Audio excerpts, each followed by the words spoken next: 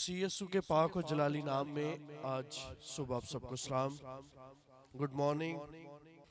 शुक्रगुजार है खुदावन के आज खूबसूरत सुबह के लिए जो खुदावन ने हम सबको बख्शी। खुदावन जो कि भला है और अपने लोगों से हमेशा प्यार करता है। आज सुबह उसका ये फजल हुआ कि हम सब यहाँ पर इकट्ठे हैं और उसके जलाल की प्रस्तिश हमने की है। और अभी खुदावन के पाक कलाम की जरूरी बातें जो हमारे लिए खुदावन के बंदा दाऊद के मुताबिक शहद से ज्यादा मीठी है, हम उन बातों को सुनेंगे।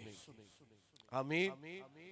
मेरा ईमान है कि खुदावंद कलाम की इन बातों के वसीले से हम सब पर अपने उस गहरे फजल को जारी करे जो आज सुबह हमें जिसकी जरूरत है। आमीन। आप सब जानते हैं कि खुदावंद के खादम पास्टर शहजाद ने एक बोझ के साथ इस सीरीज को शुरू किया है कि मुबारक जुम्मा से पहले हम ज्यादा से ज्यादा कलमात पर, मसीह यीशु के उन कलमों पर जो यीशु मसीह ने सलीब पर दिए, उनकी बाबत ज्यादा गहरे तौर पर जान सके। तो 3 कलमात गुजर चुके हैं, आज चौथा कलमा है और चौथे कलमे के ताल्लुक से आज हम सीखेंगे। मिसा निकालिए मुकद्दस मत्ती रसूल की मार्फत इंजीली बयान, उसका 27वां बाब 25वीं आयत से पढ़ेंगे। 27वां बाब और उसकी 25वीं आयत से हम पढ़ेंगे। बड़े गौर से कलाम अक़दस की तिलावत को सुनिएगा। पाक कलाम में यूं लिखा है, 27वां बाब 45वीं आयत से पढ़ने लगा। 45वीं आयत से यूं लिखा है, और दोपहर से लेकर तीसरे पहर तक तमाम मुल्क में अंधेरा छाया रहा और तीसरे पहर के करीब यीशु ने बड़ी आवाज से चिल्लाकर कहा, एली एली लमा शबक्तनी, यानी ए मेरे खुदा तूने मुझे क्यों छोड़ दिया। जो वहां खड़े थे उनमें से बाज ने सुनकर कहा, ये एलिया को पुकारता है। 48वीं आयत में लिखा है, और फौरन उनमें से एक शख्स दौड़ा और स्पंज लेकर सिरके में डुबोया और सरकंडे पर रखकर उसे चुसाया, मगर बाकियों ने कहा, ठहर जाओ। गौर कीजिए, मगर बाकियों ने क्या कहा? ठहर जाओ। किस लिए लिखा है? देखें तो एलिया उसे बचाने आता है या नहीं। पाक कलाम का पढ़ा सुना जाना हम सब के लिए बाइस बरकत हो। आमीन। बाइबल मुकद्दस में 7 कलमात की फहरिस्त हमें नजर आती है जो यीशु मसीह ने सलीब पर अदा की, जिनमें से इसकी तरतीब और इसके हिस्से यूं किए जाते हैं कि पहले 3 कलमात जो थे वो यीशु मसीह ने दूसरों के लिए कहे, और चौथे कलमे से लेकर 7वें कलमे तक इन चारों कलमात का ताल्लुक जो है वो यीशु मसीह की अपनी जाती जिंदगी के साथ है। फिर चौथे कलमे के अंदर जब हम देखते हैं तो हमें चंद एक बातों का अंदाजा यूं होता है कि ये चौथा कलमा इंतहाई मुश्किल है, और मेरी नजर में भी 7 कलमात में से सबसे मुश्किल कलमा वो 7 कलमात में से ये चौथा कलमा है। ये 7 कलमात है, हमें जुबानी भी याद होंगे, लेकिन इनमें से मेरे मतमे नजर से 7 कलमात में से जो सबसे अगर डिफिकल्ट कलमा कहा जाए तो वो चौथा कलमा है। ये क्यों कह रहा हूं मैं? इस वजह से क्योंकि जब ये यीशु मसीह ने भी कहा था तो इस बात को लोग भी समझ ना सके जो वहां पर मौजूद थे, जो यीशु मसीह की जुबान से वाकिफ थे, यीशु मसीह को जानते थे, यीशु मसीह को सलीब पर चढ़ा दिया, रोमी सिपाही हो या आम लोग हो, कोई भी शख्स इस कलमे को समझ ना सका। बल्कि हमने पढ़ा, और मैंने इसीलिए तफसीलन इस वाक़े को पढ़ा, इस रेफरेंस को पढ़ा, ताकि आप जान सके कि लोग क्या समझे थे। लोगों ने समझा कि कुछ ना किया जाए। लोगों के अभाम ये था, लोगों का ख्याल ये था कि यीशु मसीह सलीब पर किसको पुकार रहे हैं? बड़ी थोड़ी आवाज आई है, एलिया को पुकार रहे हैं। एक को समझ लगा कि शायद यीशु मसीह इंतहाई प्यास की हालत में है, इसलिए वो सिरके में डिबोया हुआ स्पंज लेकर यीशु मसीह की तरफ दौड़ा। लेकिन लोगों ने उसे भी रोक दिया, क्या कहकर, रुको जरा ठहरो, देखें तो सही एलिया इसे बचाने आता है या। लेकिन हमारी खिदमत में जब ये लिखा जा रहा है मत्ती रसूल का इंजीली बयान, उस वक्त मत्ती रसूल जो है एली एली लमा शबक्तनी के साथ तर्जुमा भी लिख देते हैं, ताकि हमें पता चल सके कि इसका मतलब क्या है। तो इसका मतलब क्या था? ऐ मेरे खुदा, ऐ मेरे खुदा, तूने मुझे, सातों कलमात में से वाहिद ये कलमा है जिसके अंदर खुदावन ने खुदा को खुदा कहकर पुकारा है। बाकी कलमात में आपको नजर आता है यीशु मसीह ने हमेशा आसमानी खुदा को बाप कहकर पुकारा। यीशु मसीह ने अपनी जमीनी खिदमत के अंदर भी खुदा को ए बाप कहकर पुकारा। क्या कहकर पुकारा? खुदा कहकर नहीं पुकारा। क्या कहकर पुकारा? तो ये कलमा इसलिए भी मुश्किल था उनके लिए कि यीशु मसीह जिस कसूर के अंदर पकड़वाया गया था, वो कसूर ये था, यूहन्ना की मार्फत इंजीले मुकद्दस में लिखा है कि ये खुदा को खास अपना बाप कहकर पुकारता है। तो यीशु मसीह पर एक इल्जाम ये भी था कि ये खुदा को खुदा नहीं कहता, बल्कि क्या कहता है।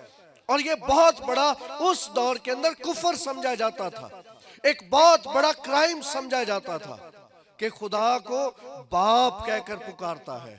और इस बिना पर भी यीशु मसीह पर सजा को वाजिब करार दिया गया कि ये मसलूबियत के लायक है, क्योंकि ये खुदा को क्या कहता है। और सलीब पर यीशु मसीह ने जब पहला कलमा कहा, तब भी खुदा को क्या कहा? ए बाप कहकर मुखातब हुआ। और यीशु मसीह ने जब सातवां कलमा भी कहा है, तब भी खुदा को क्या कहा है? ए बाप, मैं अपनी रूह तेरे हाथों में सौंपता हूं। तो दोनों कलमात के अंदर यीशु मसीह ने खुदा को ए बाप कहा, लेकिन चौथे कलमे में, दरमियानी कलमे के अंदर खुदावन यीशु मसीह ने बाप नहीं कहा, बल्कि क्या कहा है? बल्कि खुदा ने तो खुदावन यीशु मसीह जो है वो खुदा से इस तरह से मुखातब है कि ये एक्चुअल में एक ज़बूर की तिलावत थी। और आइए जरा मेरे साथ इस ज़बूर को निकालिए, ज़बूर नंबर 22। जिनके पास किताबे मुकद्दस है मेरे साथ निकालिए ज़बूर नंबर 22। और ये दाऊद का मज़मूर है। इसकी पहली आयत पढ़िए, ज़बूर 22 उसकी पहली आयत निकालिए जी सबने जी। यहां पर पढ़िए, लिखा है, ऐ मेरे खुदा, ऐ मेरे खुदा, तूने मुझे क्यों छोड़ दिया। अगर आपके पास सब टाइटल बाइबल है तो इसका टाइटल पढ़िए, लिखा है जान कनी में पुकार और सिताइश का गीत। यानी कि चौथे कलमे के अंदर यीशु मसीह एक्चुअल में ज़बूर 22 की तिलावत कर रहे थे। और जो पास लोग खड़े थे वो समझ क्यों ना पाए, उनकी समझ से बालातर क्यों थी? क्योंकि वो लोग इब्रानी जुबान से वाकिफ ना थे। यीशु मसीह उस टाइम पर अरामी जुबान बोल रहे थे, जितने भी बाकी कलमात थे वो अरामी जुबान में थे। आम रूटीन की जो उनकी लैंग्वेज थी वो अरामी जुबान थी। लेकिन ये कलमा कहते वक्त यीशु मसीह एली एली लमा शबक्त नहीं कहा, यानी ये कलमा खुदावन यीशु मसीह ने इब्रानी जुबान में कहा। इस वजह से आम फहम लोग इसे समझ ना सके। और लोगों ने क्या समझ लिया कि रुको ठहरो, देखो तो सही कि ये एलिया को पुकारता है और एलिया इसकी मदद के लिए लेकिन एक्चुअल में यीशु मसीह ज़बूर 22 की तलावत कर रहे थे। ये वैसे ही है जैसे आम रूटीन के अंदर हमें चंद एक ज़बूर याद है और हम अपनी मुश्किल के वक्त उन ज़बूरों की तलावत करते हैं। मिसाल के तौर पर ज़बूर 23 किस किस को याद है? एक वक्त था बहुत याद होता था ये ज़बूर। ज़बूर 91 अब और कम हो गए। ज़बूर 126 और कम हो गए। अभी मैं लिस्ट शुरू कर दूं और कम होते जाएंगे। ज़बूर 136 बड़ा मशहूर, अब तो चर्चिस में वैसे भी गाना छोड़ दिया है, नहीं कहते बड़ा ये शुक्रगुजारियों पे बस गाया जाता है, लेकिन वो पूरी ओल्ड टेस्टामेंट को उठाकर इस एक ज़बूर के अंदर फिट किया हुआ है। ज़बूर 136 के अंदर किस किस को याद है? तो चलो पंजाबी च याद होए। आमीन। शुक्र यहोवा दा ही करो। क्या खूबसूरत स्टार्ट है, क्या खूबसूरत एंडिंग है, क्या खूबसूरत बातें हैं। हर एक बात के साथ शुक्रगुजारी है, चाहे आसमान की चीजों की हो, चाहे जमीन की चीजों की हो, चाहे बहरे कुलजम की हो, चाहे पेलोठों के मरने की हो, चाहे किसी भी बात की हो, खुदावंद की हर हाल में शुक्रगुजारी ज़बूर 136 के अंदर नजर आती है। और हमारी एक रूटीन थी, जिस वक्त हमें ज़बूर याद करवाए जाते थे, ज़बूर याद किए जाते थे और लोग समझते थे कि कोई भी मुश्किल आ जाए तो ज़बूर 91 पढ़ लिया जाए, कोई मुश्किल आ जाए ज़बूर 23 पढ़ लिया जाए। इसी तरह से चंद एक और ज़बूर थे जिनकी तिलावत जो थी इंसान करता था और समझता क्या था कि मुझे इस मुश्किल से खुदा क्या दे देगा, रिहाई दे देगा। डर लग रहा है रात को तो की पढ़ना शुरू कर दो। ये गलत नहीं था, ये एक्चुअल में अच्छा था, कलाम तो पढ़ते थे ना। ठीक है, आज इंसान क्या करता है, जल्दी से मोबाइल खोल लेता, अपना ध्यान किस तरफ लगा लिया। आज हम कलाम से दूर और मोबाइल के पास हो गए। लेकिन उस दौर के अंदर और यीशु मसीह ने भी स्लीप के ऊपर इसके बाद जितने कलमात के हैं उन सब का कनेक्शन जो था वो कलाम के साथ था। पांचवा कलमा क्या था?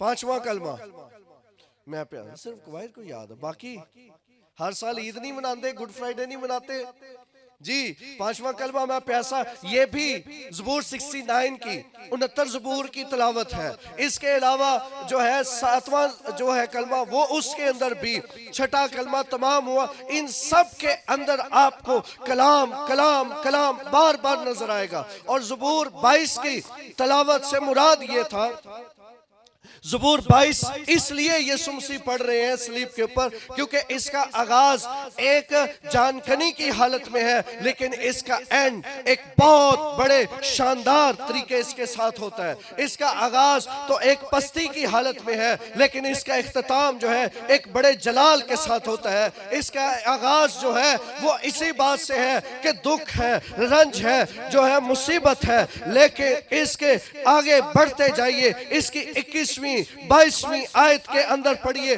ज़बूर 22, आपको इसका उरूज मिलेगा। इसका जो है आगे कदम बढ़ाते जाएं, इसके अंदर डेप्थ जो है ये आपको शुक्रगुजारी की तरफ, खुदावंद की सिताइश की तरफ बढ़ता हुआ जाएगा। 21वीं आयत में लिखा है, मुझे बब्बर के मुंह से बचा, बल्कि तूने मुझे सांडों के सींग में से मुझे छुड़ाया। 22वीं आयत में लिखा है, मैं अपने भाइयों से तेरे नाम का इजहार करूंगा, जमात में तेरी सिताइश करूंगा। यानी यीशु मसीह इस बात को कह रहे थे कि ये अभी वक्ती तौर पर ये हालात तो ऐसे हैं, लेकिन एक वक्त आएगा कि मैं जमात के अंदर अपने भाइयों के साथ मिलकर आसमानी बाप की सिताइश करूंगा और कोई चीज मुझे उनसे जुदा नहीं करेगी। ना मौत की रस्सियां, हर एक चीज के बंधन और जुए टूट जाएंगे और मैं अपने लोगों के साथ मिलकर आसमानी बाप की शुक्रगुजारी करूंगा। हालेलुया। इसका आगाज जानकारी की हालत में है, लेकिन इसका एंड एक बहुत बड़े उत्तम दर्जे पर, एक बहुत बड़े म्यार के ऊपर हो रहा है। और आज सुबह यहाँ पर मौजूद एक जिंदगी आपसे मुखातब हो सकता है आपके हालात भी ऐसे ही हो सकता है आपकी सिचुएशन भी ऐसी हो, हालत जान करने की हो, दुख हो, मुसीबत हो, परेशानी हो, जो है जिंदगी के अंदर मायूसी हो, हालात जो है आपके अगेंस्ट खड़े हो, आपके मुखालिफ जो है वो बड़े बड़े जो है तूफान हो सकते हैं, लेकिन ईमान रखिए खुदा ने आपको छोड़ा नहीं है, खुदा आपके साथ है, खुदा हमेशा आपकी कुम्मत करेगा, वो आपको संभालेगा। आपकी जो है बरकत कभी भी कोई चीज रोक नहीं सकती, बल्कि आपके मुंह को वो हंसी और खुशी और नजात की रागनियों के साथ भर देगा और आप भाइयों के साथ मिलकर खुदावंद के जलाल की शुक्रगुजारी करेंगे। हालेलुया। आज के हालातों और दौरे हाजिर की मुसीबतों पर निगाह ना कीजिए, आने वाले जलाल को देखिए, वो बहुत बड़ा है और उसकी मिसाल दुनिया के अंदर किसी जगह पर पाई नहीं जाती है। आमीन। इसका आगाज तो जानकरने की हालत में है, दुख में है, परेशानी है, लेकिन इसके आगे आगे आप पढ़ते जाइए तो खुदावन जो है वो बयान करता है कि तेरी कुम्मत मेरी तरफ से होगी। और इसके आखिर में ज़बूर 22 इसके आखिर पर चलिए तो आपको पता चलेगा।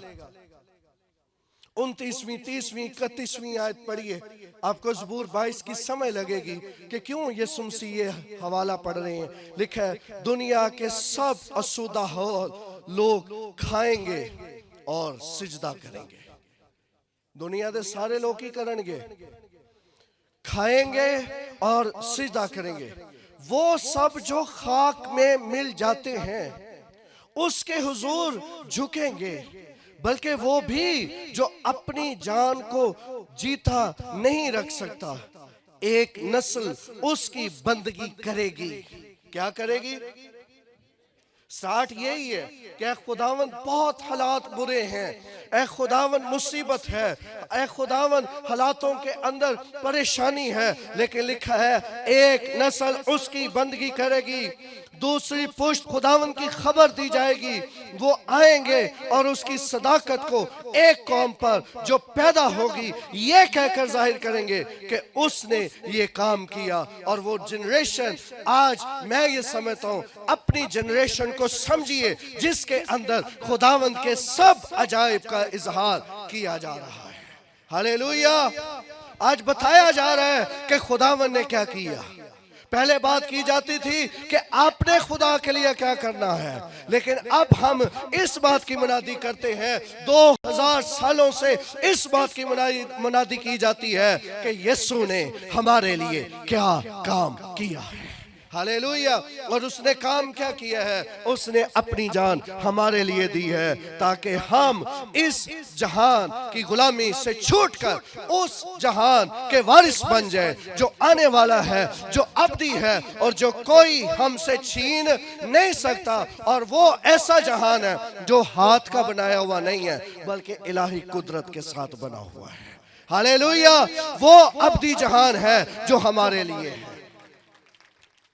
मैं फिर जिक्र करता चलूं, ये हालात तो नेगेटिव हमें नजर आते हैं और अक्सर औकात इसकी तफसीरें मुख्तलिफ की जाती है।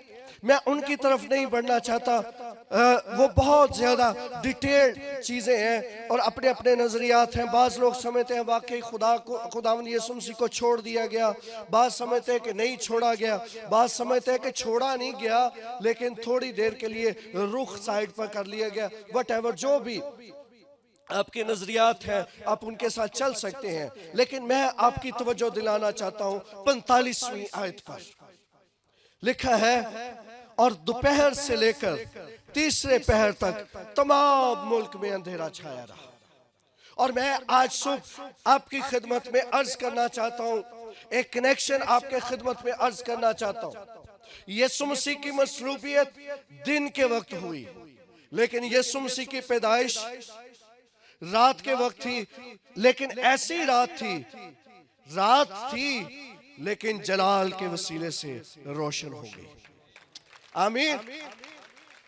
गौर कीजिएगा आप इस बात के ऊपर, दिन के वक्त उजाला, लेकिन एक पहर से दूसरे पहर तक, यानी दूसरे पहर से तीसरे पहर तक एक पूरा पहर, गालबन ये रोमी टाइम के मुताबिक ये 3 घंटे का एक पहर हुआ करता था। 3 घंटे तक, यानी एक पहर तक, दोपहर से तीसरे पहर तक, यह समझा जाता है कि 3 घंटे तक पूरे मुल्क के अंदर अंधेरा छाया रहा। लेकिन जिस वक्त यीशु मसीह की पैदाइश हुई, गडरिए चरवाहे बियाबान के अंदर रात के वक्त अपने गले की निगहबानी कर रहे थे, लेकिन गौर कीजिए कि खुदावंद का जलाल उनके चौगिर्द चमका। वो रात के वक्त, लेकिन जलाल उनके चौगिर्द। अब ये यहाँ पर दिन है, लेकिन दिन के अंदर तारीकी आ। आज हम थोड़ी देर इस पर गौर करेंगे। जिस वक्त हम गौर करते हैं इस टेक्स्ट के ऊपर, तो हमें नजर आता है कि एक पूरा पहर आपको अंधेरे के अंदर नजर आता है। और जब मैं इसकी स्टडी कर रहा था, तो ग्रीक के अंदर जब हम देखते हैं यूनानी जुबान के अंदर, तो हमें पता चलता है कि मुकद्दस लूका ने इसको यूं बयान किया है कि सारी ज़मीन पर। मुकद्दस मत्ती ने भी, जब हम लफ्ज़ पढ़ते हैं तमाम मुल्क, तो यहाँ पर आपको नजर आता है सारी ज़मीन पर अंधेरा छाया रहा। और वो अंधेरा बहुत अलग था। ये आम रूटीन का अंधेरा नहीं था, ये बिल्कुल अलग किस्म का एक अंधेरा था जो कि उस टाइम पर जाहिर हुआ। गौर करते हैं चंद एक बातों पर। लिखा है और दोपहर से लेकर तीसरे पहर तक, लिखा है और दोपहर से लेकर तीसरे पहर तक मुल्क में अंधेरा छाया रहा। लेकिन मैं आपकी खिदमत में इस कनेक्शन को अर्ज कर रहा था, इस बात को आपकी खिदमत में अर्ज कर रहा था कि जिस वक्त यीशु मसीह पैदा हुए तो तारीकी में नूर चमका, लेकिन जिस वक्त यीशु मसीह सलीब पर है, उस वक्त जो है एक रोशन दिन भी वो तारीक हो जाता है। बात जो है इसको यूं भी समझने की कोशिश करते हैं कि शायद ये सूरज ग्रहण लग गया, लेकिन साइंटिफिकली 45 मिनट से ज्यादा ग्रहण हो ही नहीं सकता। फिर दूसरे नंबर पर सूरज ग्रहण उस टाइम पर लग ही नहीं था सकता साइंटिफिकली। ये कुछ अलग था, ये कुछ अनोखा था। और इसकी बेसिक रीजन जो स्कॉलर्स हमें बयान करते हैं वो ये थी कि इस तारीकी के पीछे एक बड़ी वजह ये थी।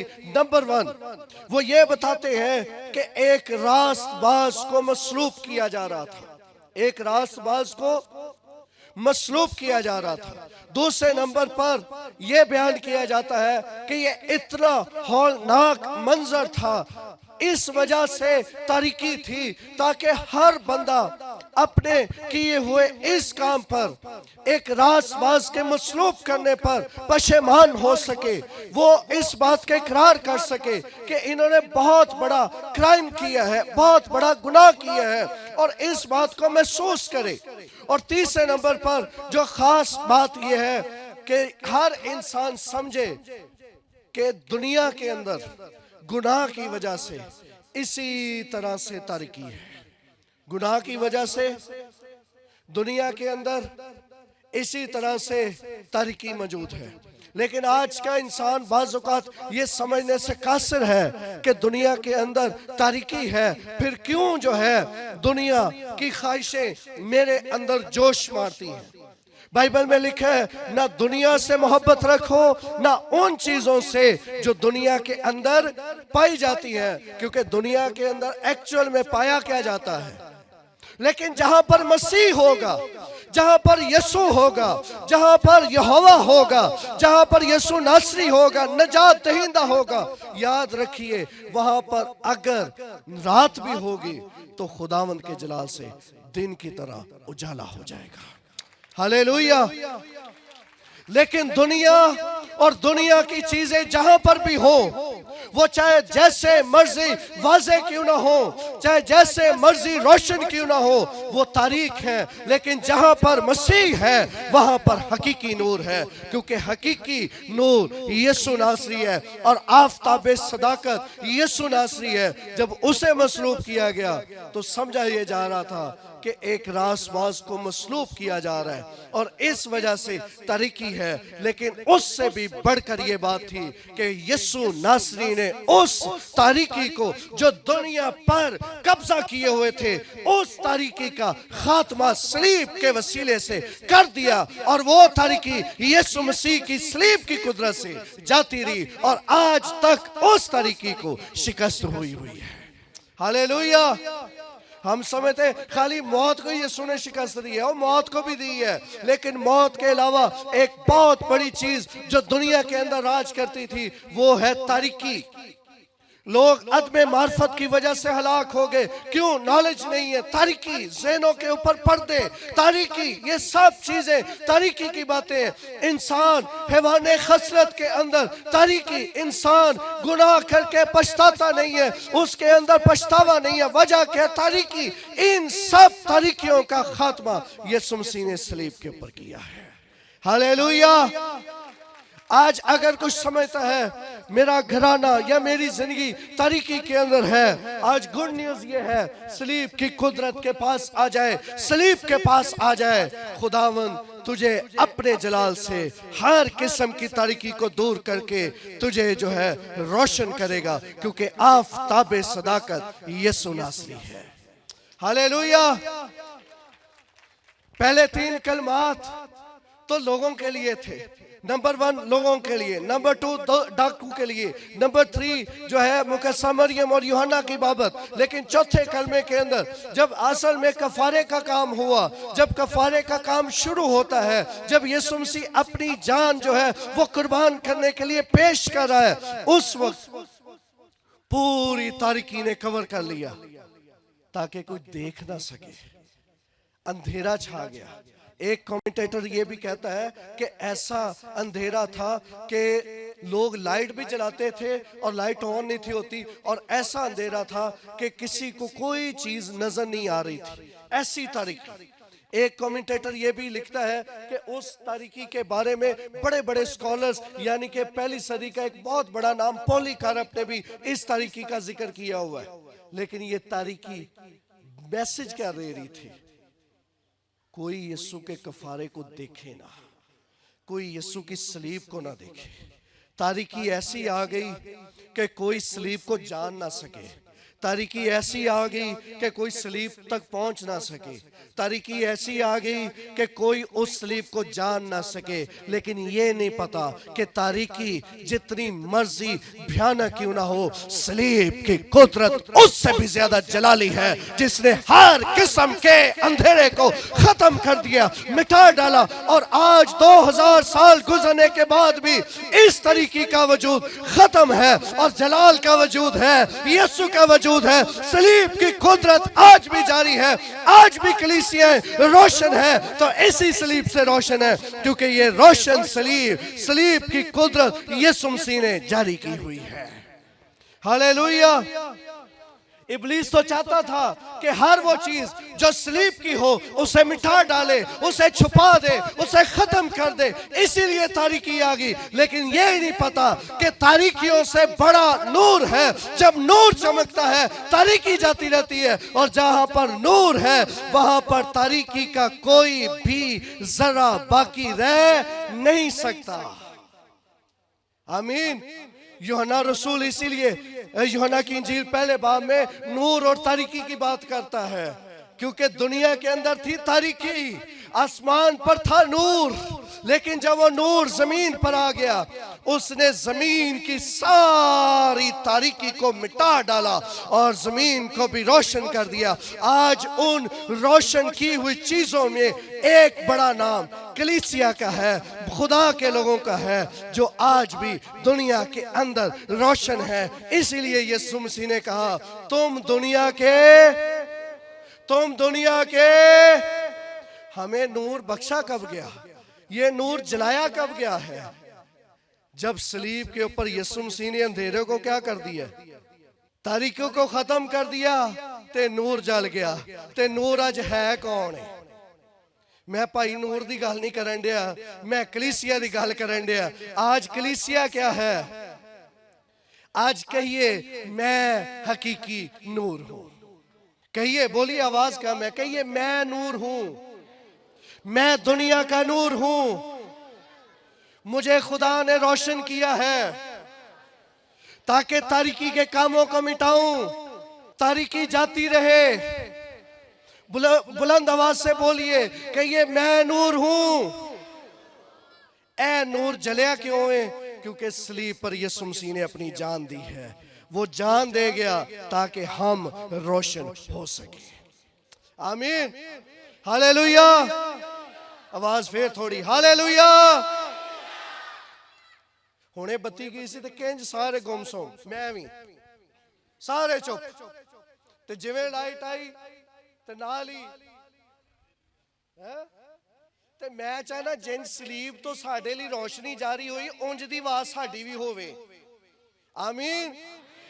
कोई बहुत ज्यादा बीमार तो नहीं भी जिंदी आवाज ना निकलती हुए, वो तो चले उसके लिए तो मैं कह सकता हूं, लेकिन मैं फिर भी कहता हूं आप दिल से रूह से बुलंद आवाज से पुकार कर कहिए हालेलुया हालेलुया।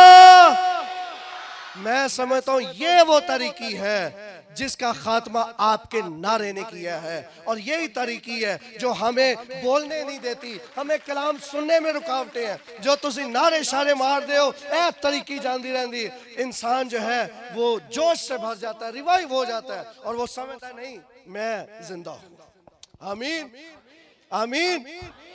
तरीकी जाती रही, इसने एक पहर तक तो राज किया है, लेकिन जैसे ही यीशु मसीह ने जान दी है कफारे का काम कंप्लीट हुआ, जैसे यीशु ने कहा तमाम हुआ, सारी तरीकी सारा उसका असर खुदावंद के फजल सलीब की कुदरत से जाता रहा, और ये सारी तरीकी खत्म हो गई, मिट गई, क्योंकि कफारा अजीम था।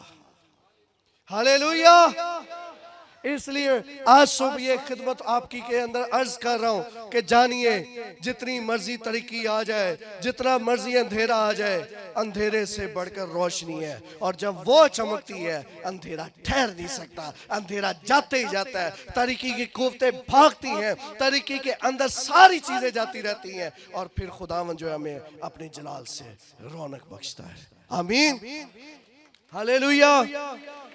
आपने एक्सपीरियंस किया होगा, अगर कोई जगह या कमरा कोई ज्यादा अरसे तक बंद रहे तो होता क्या है, उसके अंदर बेशुमार छोटे छोटे कीड़े मकोड़े, बहुत सारी ऐसी चीजें आ जाती हैं, लेकिन जैसे ही वहां पर लाइट ऑन की जाए, सारे वो कीड़े मकोड़े, सारी वो चीजें क्या करती हैं, की कर दिया ने, आवाज फिर थोड़ी है, की कर दिया ने।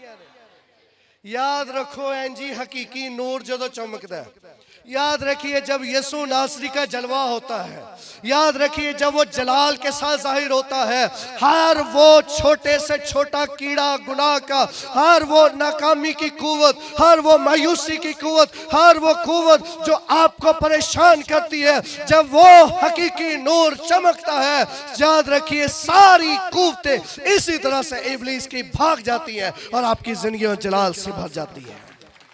हालेलुया। ये जलाल चमका पौलुस रसूल के चौगिर्द, घर से निकला कलीसिया को तबाह करने के लिए, घर से निकला स्वाब कमाने के लिए, घर से निकला बड़ा कुछ कमाने के लिए कि मैं बहुत अच्छा काम करूंगा, लेकिन हुआ क्या, दमिश्क की राह के ऊपर जाते हुए एकदम से एक जलाल उसके चौगिर्द चमका, ऐसा जलाल कि तेज रफ्तार घोड़ा भी एकदम से साकिन हो गया उस जगह पर। वजह क्या थी, जलाल चमक गया। जैसे ही वो उस जगह पर रुका, उसने जलाल देखा। बाइबल में लिखा है पौलुस रसूल के बारे में, उसने उस जलाल को देखने की कोशिश की, उस रोशनी को देखने की कोशिश की कि मैं देखूं कि ये दिन दिहाड़े इतना ज्यादा जलाल कहां से मेरे चौगिर्द चमक गया। बाइबल में लिखा है वो देख ना सका, ना देख सका, आंखें जो थी वो चुंधिया गई, अंधा हो गया, समझ लगी ये कोई आम नहीं है, ये कोई खास जलाल है, ये कोई आम रोशनी नहीं है, बल्कि ये एक खास रोशनी है जो आज मैं देख रहा हूं। और लिखा है फिर वो पुकार उठता है, वो कहता है कि तू कौन है, मैं तुझे नहीं जानता, मैं क्या करूं तेरे लिए, मैं तुझसे वाकिफ नहीं। जलाल में से आवाज आई, मैं वही यीशु हूं जिसे तू देखिए, तारीकी इसी तरह से इंसानों को कलीसिया के खिलाफ इस्तेमाल करती है, लेकिन जब जलाल चमकता है, जब यीशु आ जाता है, वही पलूस जो मारने वाला था, वही पलूस जो कत्लो गारत करता था, वही पलूस जो कलीसिया पर जुल्म करता था, जब उस पर यह जलाल जाहिर हुआ, वही पलूस अपनी जान मसीह की खातिर कुर्बान करने वाला बन गया, और वो अपनी जान को कलीसिया के सामने मसीह के जलाल के लिए पेश करता है, और वो कहता है, अब मैं जिंदा ना रहा बल्कि मसीह मुझ में। आमीन। किस वजह से तब्दीली हुई? क्योंकि नूर चमका था, जलाल आ गया था। और ये जलाल स्टार्ट कहां से हुआ है? यीशु मसीह की पैदाइश पर। और इस जलाल का जो क्लाइमेक्स है, इस जलाल का जो है एक उरूज हम देखते हैं, वो कहां पर? सलीब पर, जहां पर तारीकी को खत्म कर दिया गया है। आमीन। चौथे कलमे की बात कर रहे थे हम। यीशु मसीह ने कहा, एली एली लमा शबक्तनी, यानी ऐ मेरे खुदा तूने मुझे क्यों छोड़ दिया? यीशु मसीह ने इस कलमे के अंदर जो ईमानदारों के लिए पैगाम रखा, ज़बूर 22 से हमारी जिंदगियों को मोटिवेट किया। हमारी जिंदगियों के अंदर खुदावा ने उम्मीद पैदा की कि सलीब वो मुकाम है जहां पर हकीकी खुदा, हकीकी इंसान अपने बंदों से आ मिलता है। आमीन। और गलतियों के नाम खत, उसके अगर सारे अबवाब 6 अबवाब हैं उसके, अगर उन अबवाब का मुताला किया जाए तो हमें नजर ये आता है, एपिस्टल ऑफ गैलेशियंस हमें यह वाज़े करता है कि मसीह में हमारी आजादी हकीकी है। और उसके अंदर हमें चंद एक बुनियादी बातों के जरिए से चंद एक हमारी आजादियां बताई गई हैं, जिनमें से 5 आज सुबह आजादियां कफारे के वसीले से बताना चाहता हूं। आमीन। चंद एक बताने लगा हूं। नंबर 1, खुदावंद यीशु मसीह ने हमें आजाद क्यों किया? हमारी आजादी का पीछे एक बहुत बड़ा काम जो खुदावंद ने किया है। नंबर 1, हमें किस चीज से आजाद किया? हमें शर्मिंदगी से आजाद किया। बागे अदन के अंदर आदम जब गुनाह करता है तो अपने आप को क्या पाता है? और वो खुदा के सामने आने से झिझका। क्यों झिझका? क्योंकि एक शर्मिंदगी थी, एक नंगे हो जाने का एक डर, एक खौफ था उसकी जिंदगी के अंदर, एक गिल्ट था उसके अंदर। लेकिन याद रखिए, सलीब वो मुकाम है जहां पर यीशु मसीह ने इंसान की, बनीनो आदम की तमाम दुनिया की शर्मिंदगियों को खत्म कर दिया है। हालेलुया। इस शर्मिंदगी से खुदा ने हमें आजाद किया है। अब हम बड़ी दिलेरी के साथ खुदावंद यीशु मसीह के वसीले से फजल के तख्त के सामने आ सकते हैं। आमीन। दूसरे नंबर पर खुदावंद यीशु मसीह ने हमें हर तरह के गुनाह के एहसास और मुजरम ठहराए जाने के खौफ से आजाद कर दिया। इंसान पहले गुनाह करता था, एहसास गुनाह उसकी जिंदगी में बहुत ज्यादा था, लेकिन यीशु मसीह के कफारे के वसीले से, यीशु मसीह के कफारे ने किया क्या है? हमें हर किस्म के इन तमाम तरह की बातों से, गुनाह के इस एहसास से खुदावन ने हमें आजाद किया और हमें नया मखलूक बनाया है। और नए मखलूक की बात क्या है? कि पुरानी चीजें जाती रही। नंबर 3, खुदावन यीशु मसीह ने हर किस्म की लानतों का खात्मा किया। कहां पर? सलीब पर। यीशु मसीह ने हर किस्म की लानत को क्या कर दिया? खत्म कर दिया। आज हम लानतों के नीचे नहीं है। जब हम सलीब को अपना लेते हैं, सलीब को मान लेते हैं, तो हम लानत के नीचे नहीं है, बल्कि हम लानत से निकलकर हम आज बरकत की जिंदगी के अंदर आ जाते हैं। हम लानत से छूटकर आज हमेशा की जिंदगी के वारिस बन जाते हैं। किस वजह से? सलीब की कुदरत की वजह से। इसके बाद एक और काम जो खुदावंद यीशु मसीह की सलीब के वसीले से हुआ, वो था मौत का खौफ। और ये आखिरी आपकी आजादी बता रहा हूं जो खुदावन ने हमें आजाद किया है।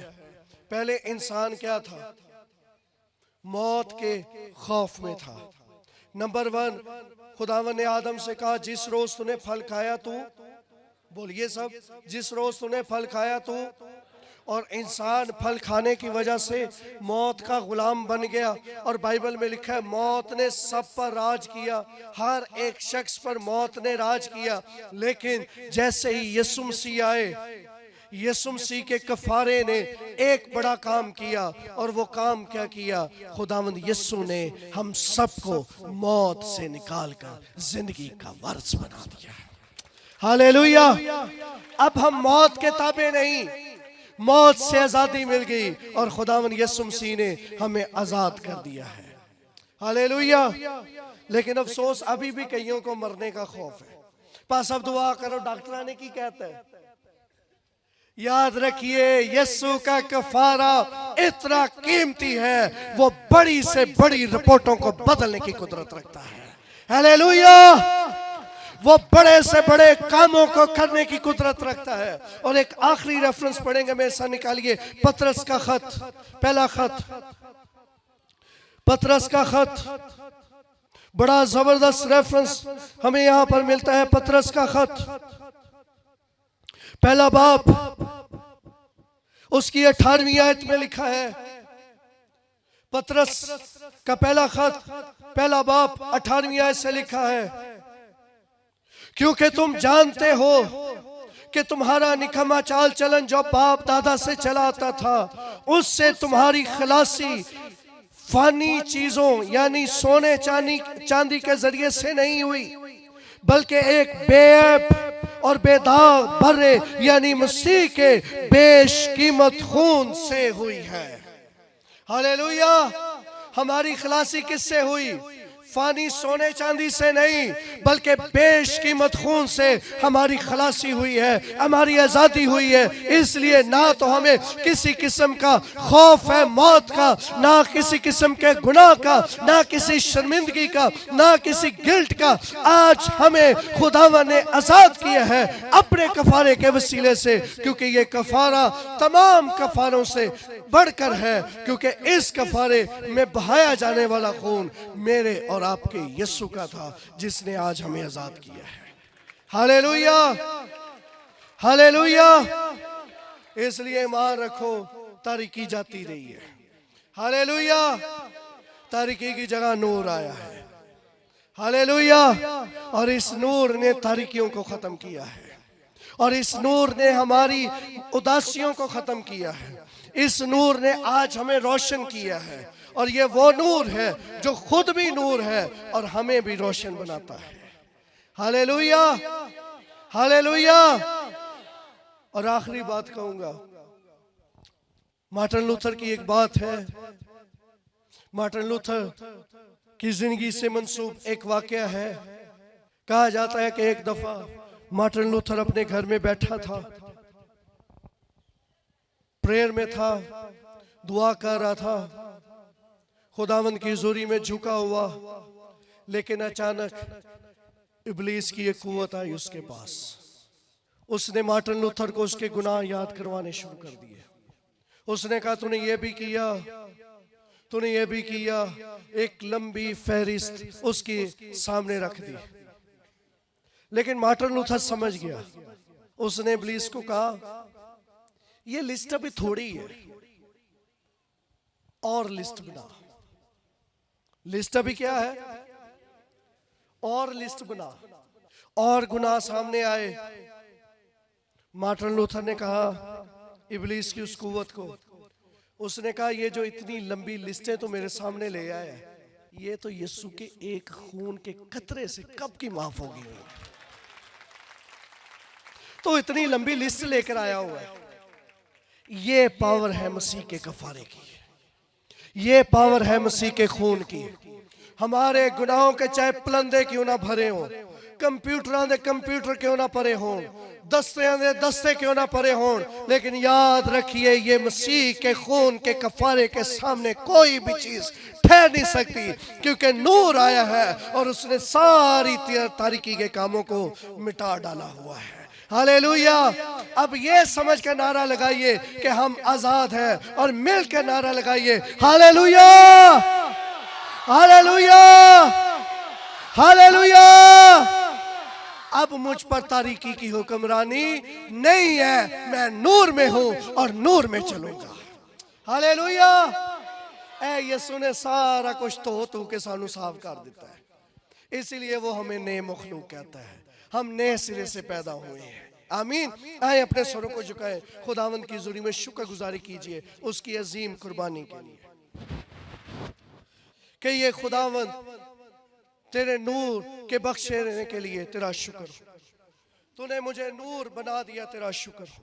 अगर आप चाहते हैं कि आप 24 घंटे खुदा के खादिम पास्टर शहजाद के साथ राब्ते में रहें और खुदा का खादिम आपके लिए दुआ करे, तो आप हमारे इस YouTube चैनल को, जो कि पास्टर शहजाद सदीक ऑफिशियल के नाम से है, इसे सब्सक्राइब करें और बेल आइकन को भी प्रेस करें।